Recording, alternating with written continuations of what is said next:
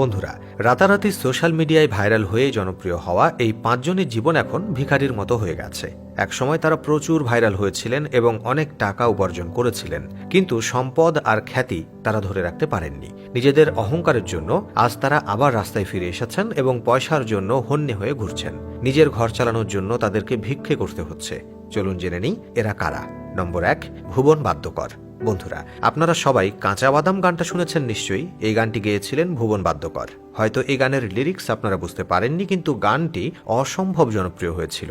এই গানের মাধ্যমেই ভুবন রাতারাতি তারকা হয়ে উঠেছিলেন। তিনি অত্যন্ত গরিব পরিবার থেকে এসেছেন এবং জীবিকা নির্বাহের জন্য বাদাম বিক্রি করতেন।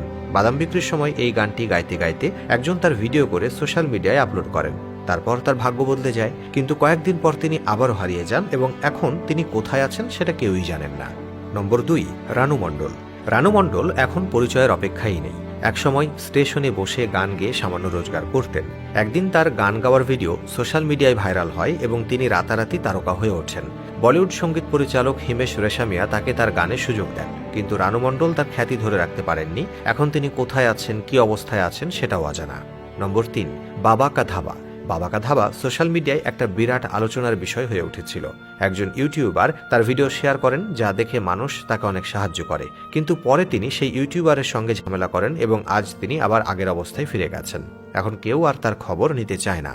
নম্বর ৪, সঞ্জীব শ্রীবাস্তব।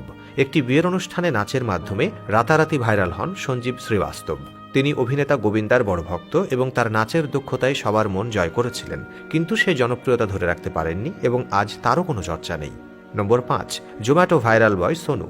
সোনু জোম্যাটোর এক ডেলিভারি বয়, যার ভিডিও ২০২০ সালে বেশ জনপ্রিয় হয়েছিল। তার সহজ সরল হাসি এবং মজাদার উত্তর সবাইকে মুগ্ধ করেছিল। তার উপর অনেক মিমও তৈরি হয়, কিন্তু আজ তিনি সম্পূর্ণ হারিয়ে গেছেন। এদের গল্প থেকেই বোঝা যায় খ্যাতি এবং অর্থ ধরে রাখা খুব কঠিন।